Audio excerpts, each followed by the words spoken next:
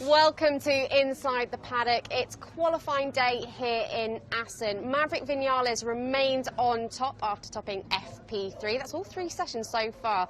I'm going to talk a little bit more about that FP3 session because I've spotted someone walking into their trucks just a moment ago who I actually want to have a quick word with. I want to speak to Mike Leitner because at the moment they've got one man in Q1, Miguel Oliveira, and one man in Q2. He's just over here. Let me just go and grab Seb and see. Seb's their press officer. Is Mike still around? Let me check if he's here. Is that all right? Thank you. We'll wait here. Yeah, so like I was saying, at the moment they've got one man in Q1, one man in Q2. Miguel Oliveira riding the absolute crest of a confidence wave at the moment when I spoke to him. So they did really, really well to react to a few early setup issues they came into not trouble with, but they started off with in FP1. So they reacted really well. FP2 yesterday, inside the top 3. Hi Mike, how you doing? Hi. Thanks so much for hopping out to chat to me. Just wanted to talk about the boys heading into qualifying. So really good reactions from what Miguel was telling me yesterday in FP1 when they started off with a few setup issues, got himself inside the top 3.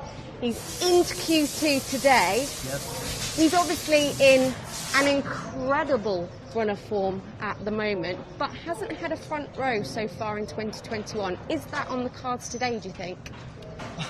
I think it's always on the purpose on each event. So, no, I think we can do only the maximum we can do on this track. It's a very special layout, and we see some bikes are working very well again.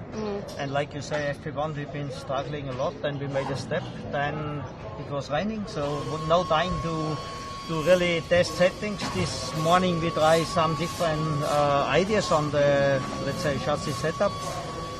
But yeah, it's a wish to go on front row, but it's a wish, you know, you have to achieve it first. So, but to be fair, also, I think Miguel is, like you say, in such a strong performance and also so strong inside in the moment. He will take what is the outcome of the qualifying, and anyway, his focus is for race.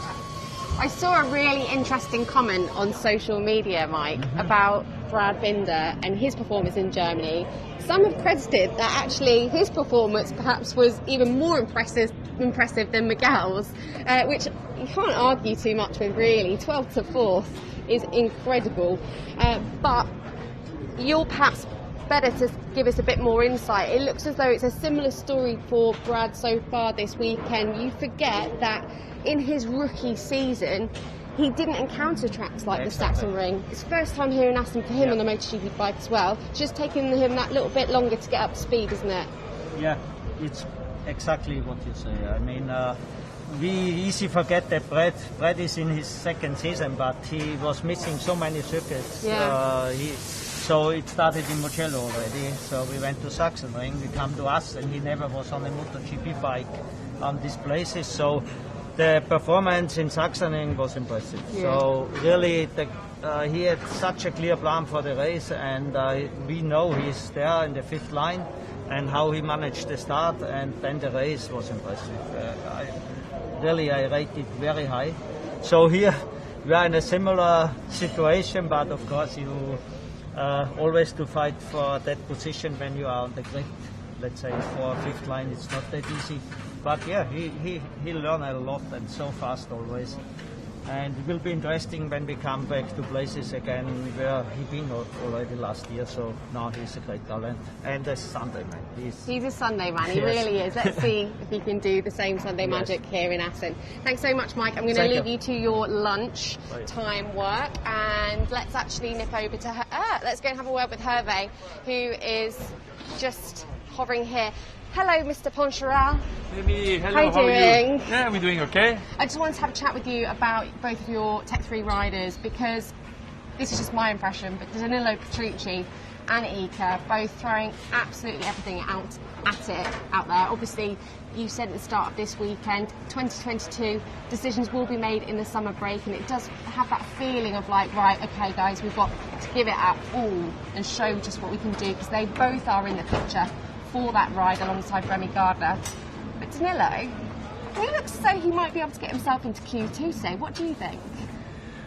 You know, first I have to tell you that you know me, and I like my riders, I like my team, I like people, and it's always a hard break when you have to decide. And we are all very, very happy to welcome Remy, and we think this is the best choice we could have made, and I think he's going to do great, you know, in MotoGP class, no doubt about that. But that means there is only one spot left now, and we've got two guys who are really nice guys, eager to show, pushing like crazy on track, and they are doing really well, both of them so far, you know, here in Holland. You know, this is a tough situation, but as I said, you know, if you don't like pressure, if you don't like competition, you need to do something different. So I think both of my riders are going to push very hard through Q1. Hopefully, you know, we will have one or maybe two in Q2, but I'm not dreaming too much because you saw big names, you know, that are going to go through Q1. You have almost all the factory Ducati, you have Marc Marquez, you have the three factory KTM, only Miguel is at the moment directly to Q2, so it's going to be a tough fight.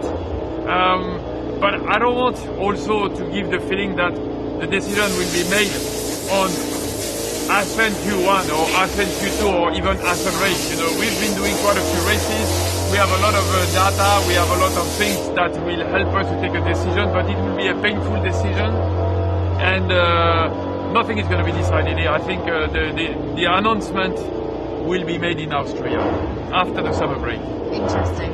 Whilst I've got you, we have something called MotoGP's Pole Predictor, where everyone at home has to guess the pole time here in Assen, what it's going to be later on. Shall I give you a reminder of what it was?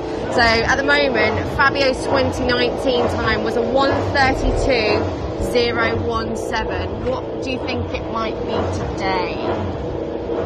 If we keep the dry track condition, I think we will be below 32. Yeah. And I would say, okay, 31.6. Okay, thanks, Hervé. There we go. 1:31.6. 1:31.6. Hervé's But I prediction. don't want to tell you which rider. This is a very similar theme. I had this with, who were we talking to yesterday who wasn't willing to give? Wilco Zeelenberg. What did he tell you? He went for a 1:31 as well. 31.6? Not a 31.6, he wasn't as specific as that, but he also wouldn't He's commit Dutch, to a so name. if a Frenchman beats a Dutchman on prediction on Assen, we're good. Thanks so much, Hervé. Lovely to chat to you. Right, okay, let's come this way. Shall we go back out? I just wanted to give you a quick wrap up of what else happened in FP3, because like Hervé said, it was a good session there, really. So far, you've got Maverick, Fabio and Pol Espargaro all inside that top three. Pol Espargaro, incredible stuff. He was visibly more happy yesterday, and he just said he's kind of found his groove. There we are, we beat them out.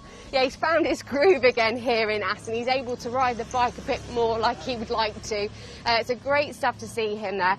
Both Suzukis into Q2, and I think the first time in the top six since potentially last year on an FP3 session, if my memory serves me correctly. And then other notable performances, we've got Rossi inside the top 10. Nakagami, I have to say, ultimate commitment from him. I lost count at how many lap times he had cancelled, but he's also into Q2.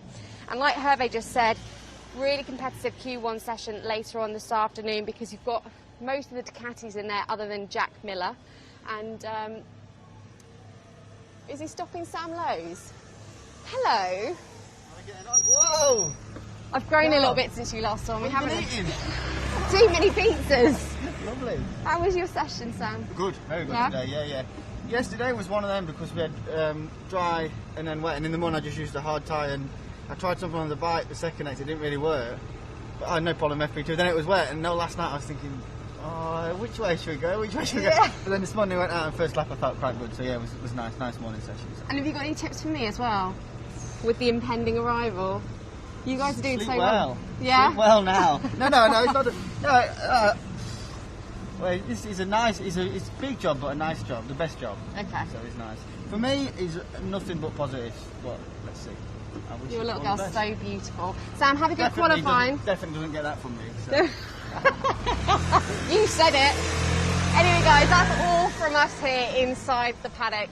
Make sure you join us later on. We've got qualifying coming up for obviously Moto3, Moto2, MotoGP, and also we've got e-pole. So stay with us.